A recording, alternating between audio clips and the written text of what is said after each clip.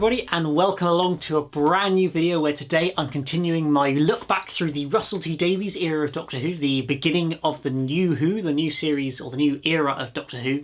And today we're looking back at David Tennant's second series. It's Series 3. So yes, as I say, Series 3, the 2007 series, the second series for David Tennant as the Doctor, and the introductory / only series as for Freema Agyeman playing Martha Jones as the companion to the Doctor in that series.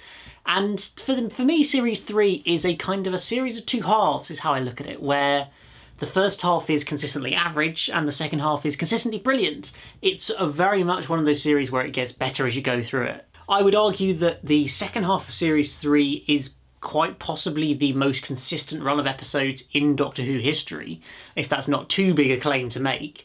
But really going from Human Nature, Family of Blood, Blink, Utopia, Sam Madron's Last of the Time Lords, I know the last two are maybe not quite so strong, but I think you'd struggle to find a 6-episode stretch that is as consistently strong and well written and full of brilliant stories as those 6 episodes are.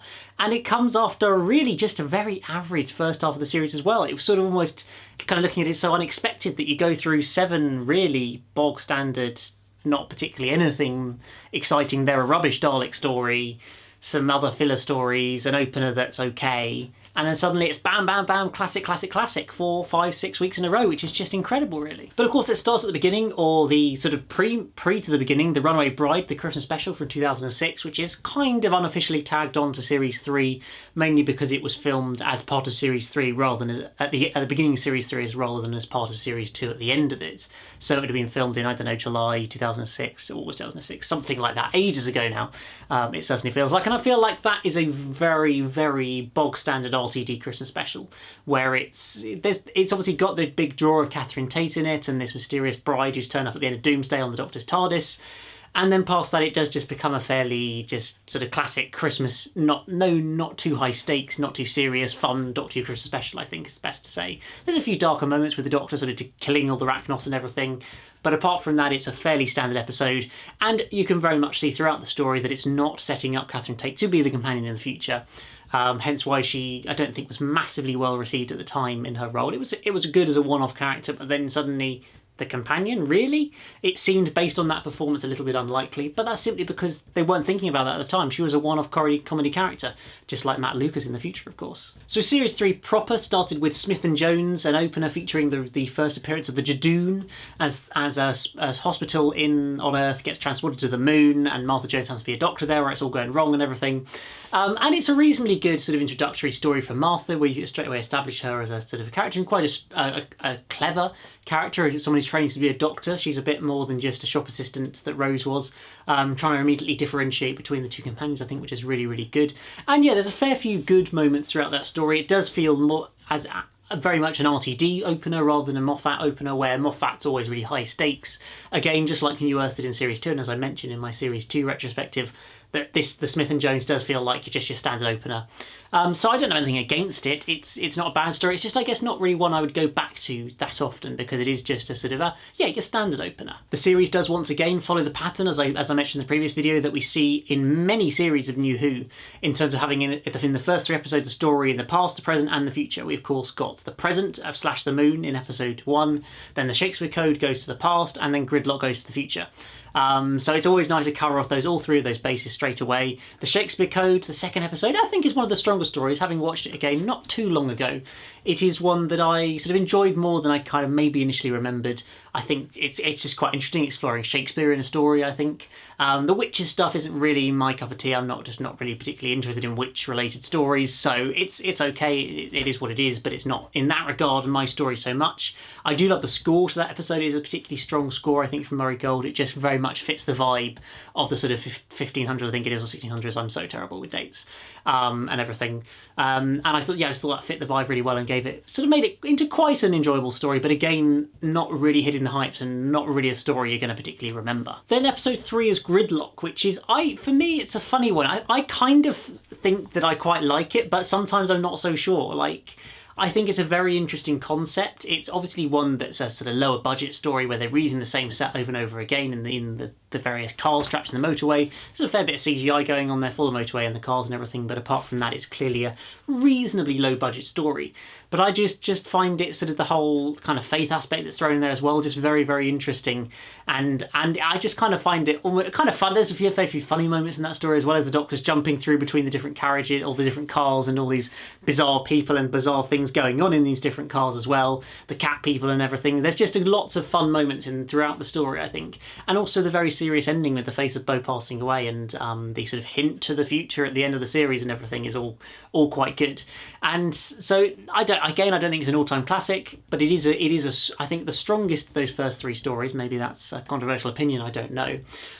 Also featuring the Macra in that story, which we've just sort of had a new lease of life in the Macra Terror, their original story. A rather odd monster to bring back, but I think it was more just RTD had the opportunity to throw an old name in without really putting any effort in, and so they could just be some clawy monsters at the bottom of the motorway, which doesn't really fit with their character in the Macra Terror, but it kind of just meant you could put another name on classic Who villains that had returned. Then following that, what is a rather disappointing, it has to be said, Dalek story. I must confess I haven't watched it for quite a long time, but every time I do watch it and everything I remember about it is it just not being good. It's I'm not a great fan of historicals anyway, and just the setting of it is okay. And the whole Dalek sort of concept is a bit weird in terms of creating human Daleks. There's some interesting ideas in there, but overall it doesn't just feel like a brilliantly exciting and interesting and engaging story. It doesn't feel like a big epic Dalek story. It just feels sort of, I don't know, I think it doesn't feel like it has enough scale to it, I think, at times. Yes, the Daleks are a threat, and there are a few interesting moments down in the sewers, but I think there's just a bit of...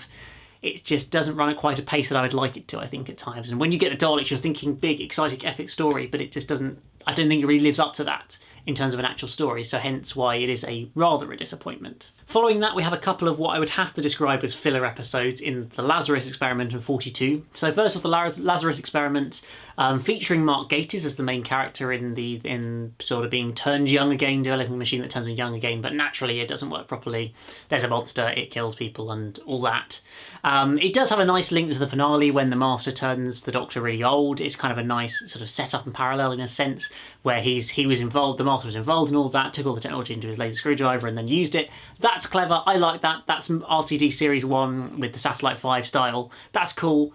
But for this actual episode, it doesn't help it, obviously, and it just, I don't really... Again, it's just not that interesting, exciting idea. Yes, it's a little bit of a novel idea, but past that, there's not much more going on there, I find, that it just doesn't really do anything for me. Then following that, 42, good old Chris Chibnall's first attempt at a Doctor Who story, in what is, I feel, a fairly bog-standard basic Base Under Siege story. It very much follows the template of Base Under Siege Doctor Who story without much else extra added in. There's a few nice moments, but just the whole concept of literally it's about answering pub quiz questions to get through a spaceship is basically the height of tension in that story. Well, yes, I know Martha does get sort of sent off into the sun, but yeah, it doesn't do it for me. A lot of this first half of the series just doesn't do it for me. Maybe it does. Maybe I'm not giving it a very good account of why I think all these things, but for me, those first 7 episodes, there's none that I really would sort of pick out and say, I want to go and rewatch that story. They're all okay. I don't think any of them are awful. Maybe the Dalek two-parter is really not good, but apart from that, there's none that are awful. They're all just very bog standard, which in many ways describes a lot of Series 11. Just saying. Well, now we've got that part of the series out of the way, the less interesting and exciting and worth talking about part of the series, I think it's fair to say, we move into Human Nature and Family of Blood, one of my favourite Doctor Who stories of all time, I would say. I just think it's such a brilliant, beautiful, moving, heartbreaking story. Such a clever and brilliant idea to put the Doctor as a human, and seeing he becomes a human, how he'd respond, how he'd deal with it, and the fact that actually he would fall in love, and the fact that he wouldn't think about that is just such a sort of heartbreaking moment for Martha, and just sets up such a brilliantly heartbreaking story. I think it's such an emotive story throughout. One of the few, for me at least, historical-ish based stories, or stories set in the past, shall we go with, that I really, really like. I think it just works so effectively across the board. The whole family of Blood, it is quite a sinister, quite strong villain throughout, that's chasing the Doctor through all time and space, trying to seek him out, even when he's a human, manages to discover and find him. And the whole of that, and throughout that second episode where he's having to sort of decide whether he's going to become the Doctor again, even though he feels like he's killing himself, and that he is actually willing to do that, and he sort of actually does commit ultimately to doing that, is sort of that kind of heartbreaking moment for Joan, that she sort of has to accept that the Doctor is the Doctor now and not John Smith anymore, and that she's lost him essentially right in front of her eyes, even though he's right there. It's just full of such emotional moments throughout the story, I think, and then seeing almost the wrath of the Doctor at the end, where he gives them all of the family of blood, such sort of firm and permanent and everlasting punishment he puts them all into, I think it's just a sign of sort of the darker side, the Time War-y side of the Doctor there, just coming out a little bit more in terms of the lengths he'll go to against these sort of people. And so I thought it was just quite an interesting exploration of his character there, and throughout this story, of course. Well, throughout focusing more on a human version of the Doctor, but then sort of experiencing that, and then obviously the Doctor himself at the end. I think it just, as I say, overall creates a brilliant story. Then straight in after that, we go into Blink, which I don't think is the greatest story of all time. I do really enjoy it, having watched it again recently with Megan, as you may have seen in Megan Reacts. Go check that out if you haven't already, because it is a brilliant Megan Reacts. Among all these episodes, Megan reacted to these latter Series 3 episodes pretty much. But yes, Blink, I think, is a very good story. I do love all the... I know it's sort of generic to say it, but the timey-wimey stuff, cliche to say it, the timey-wimey stuff, I do love that. It's brilliant. It's classic Moffat. I love Stephen Moffat as a writer, and it's just the first sort of elements of this are being brought in straight away in his early episodes he's written during the RTD era. The whole Easter eggs on videotapes and having the conversation with the Doctor through the TV is just... such a brilliantly clever idea. It's just brilliant, absolutely brilliant. I love that part of it. And the Weeping Angels are genuinely scary during this story as well. You feel they are genuinely a threat as well, and you do feel like that's it. You will be sent back in time and die before you're even born. That's a very real possibility.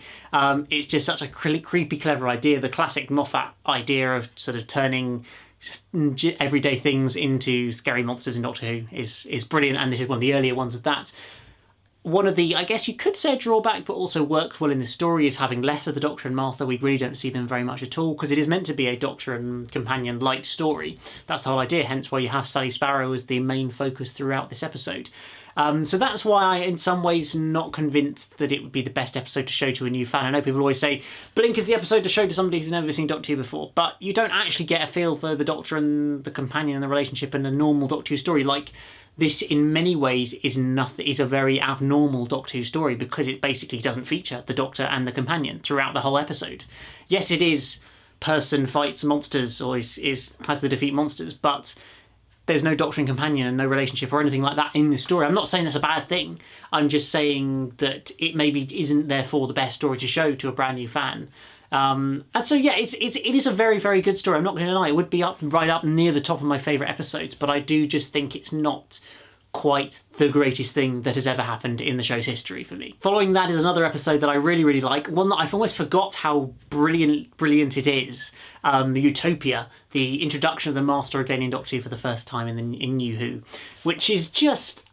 this is, again, RTD's brilliantly clever storytelling in terms of setting up the whole Doctor becoming human, or Time Lord becoming human. It's all in a watch, all just 2 episodes earlier. Well, that's not even his idea, but he's been able to use that and then bring that in and get the Master to do that. So we've been watching the whole episode with the Master, and then he's not, and then he doesn't know he is.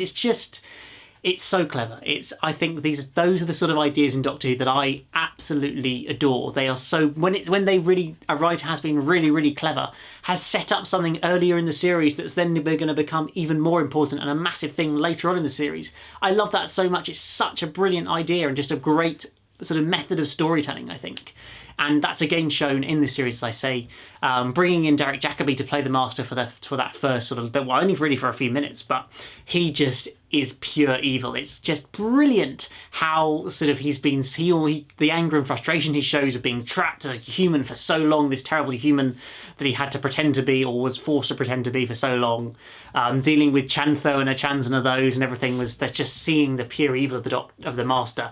And then him obviously falling to Chantho ultimately and having to regenerate as well in what looks like a very painful regeneration, which is it's just sort of interesting, the sort of Master screaming away through his regeneration, the weird colours that come out of it. It's great to see a character other than the Doctor to have a regeneration. Of course, the first time in Doctor Who we'd seen this.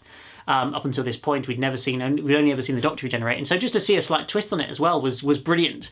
And John Sim brilliant casting. I do think that just the ending, the last sort of 15 minutes or so, Utopia, is just absolutely brilliant throughout across the board.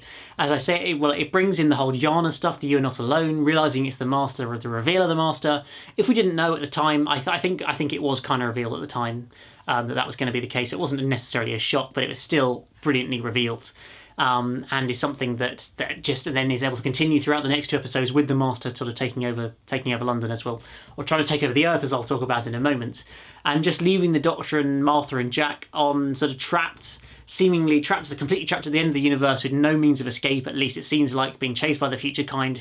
It's a brilliant way to end an episode on a cliffhanger. It really, really is. But then, of course, they get out of it fairly easily in the beginning of The Sound of Drums and a return to Earth, where John Sim, the Master has taken over as Prime Minister of Great Britain, has made contact with what at the moment we only know of this mysterious Toclophane race that are going to eventually destroy everything or everybody and take over the world and turn it into a weapon and then try and take over other worlds, I think is basically the Master's plan, which he essentially succeeds. And that's what I think is really, really good about this finale. I don't think it's one of the greatest Doctor Who finales. It's probably one of my lesser favourites, to be honest.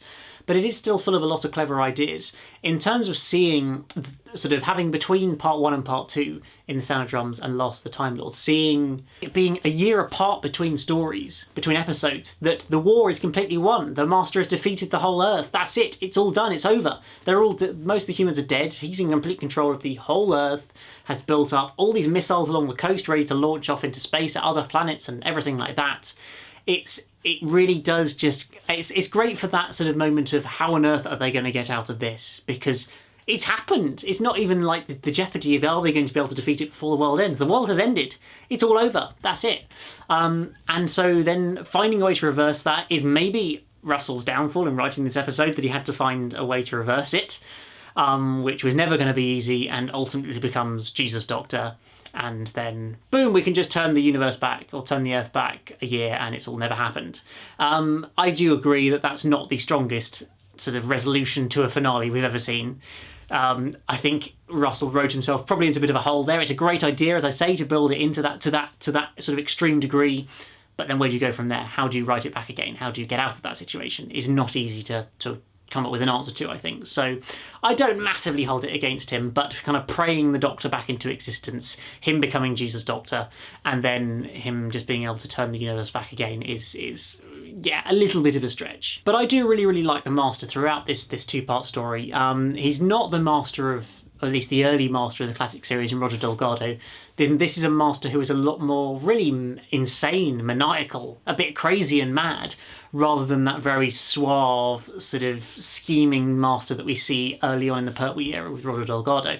And I probably do prefer Roger Delgado ultimately as the Master, but I do think Johnson's performance does fit the character really, really well in this story, plays him brilliant to it. He's a very much larger-than-life character. He's sort of got such a screen presence, I think, and is such a brilliant villain as well, though he is so clever. He's a match for the Doctor, an equal match for the Doctor to be able to try and take control of the Earth, and he completely does it. That's it, he's got it. Now, one person I haven't really talked about at all since episode 1 is Martha Jones.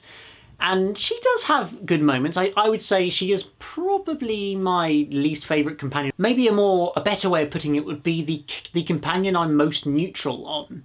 Because I don't hate her, I don't dislike her, I don't like her, I don't love her. I'm just kind of somewhere in the middle. She's an okay companion for a series, but she doesn't feel a particularly memorable companion. I do agree with the general criticism that she is a little bit badly sort of treated in regards to the Doctor constantly waffling on about how much he misses and loves Rose right in Martha's face.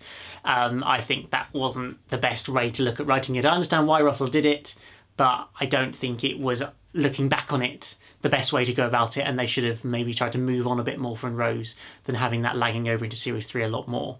I think Martha didn't really need more than a series. I liked her exit and her just making a decision that, although she kind of feels in love with the Doctor is never going to love her back, that she's enjoyed her travelling, but she doesn't want to stay stuck in that sort of awkward relationship that she's got with the Doctor, and that she's willing to just sort of say goodbye, move on. I think is a really, really strong exit for a companion. It doesn't need to be that every single companion's going to have a dramatic death or whatever, or be trapped permanently away from the Doctor Who's Always Rose and things like that. That doesn't need to happen necessarily. You can have a perfectly good exit with the companion just saying, I want to leave. It works. And I think that's probably one of the strongest parts of this series is, as I say, Martha's exit. And so it of course leaves the Doctor on his own once again at the end of series 3. A series which I do think is, as I said, a series of 2 halves, a weak half and a strong half. The second half just is brilliant, brilliant, brilliant. The first half is really not so good. A series looking back on it sort of 12 years on now that we are, it's crazy to think that it aired 12 years ago. I don't really have recollections of watching it at the time, I have to be honest. I know I did watch it at the time, I just can't remember doing that. But all these episodes I've watched many times since then, and I think it's probably a stronger series than series 2. Probably. I would put it high, definitely below series 1, but I think I'd probably put it above series 2. But series 2 does also have maybe a Doctor-companion relationship that I'm more interested and invested in than the Doctor and Martha, where I just never really sort of took that much interest or connection in that so much. Maybe because there's no romance there, it's a different sort of way of engaging in that sense. But for me, that didn't really click, so I think that's what series 2's got in its favour. But series 3 does have more better episodes, even if the finale is maybe slightly weaker. But I think as a series, I'd put series 3 just a little bit above series 2. But what about you guys? What do you think of series 3 of Doctor Who, the second series of David Tennant? Do you think it's his strongest series of the 3 maybe? Do you think it's his weakest? What do you think it is compared to the other RTD series? Do you think it's better than series 2, worse? What do you think of Martha as the companion in this series? I'd just love to hear your guys' thoughts on all things series 3. But that's all really I've got to say on series 3 for now. I'll be back of course to review series 4, or look back on series 4 and the specials in another video as well in the future, coming up over the next few weeks or so. I am enjoying having this little sort of retrospective look back in the quieter time for Doctor Who, just look back at some of the, I don't want to say the glory years, but certainly some of the significant years of Doctor Who in the RTD era, just kind of covering off. Then I will have covered off all of New Who. If you haven't seen them already, do go back and check my Moffat era retrospectives that I did back in the sort of end of 2017 as we came towards the end of the Moffat era. I thought I'd take a look back at each of his series. So there's videos on all of those, plus series 1 and 2 of New Who with RTD as well. So go check out all those videos, guys, if you haven't seen them already. Hit that like button, subscribe if you're new here, and I'll be back again very soon for another one. Goodbye.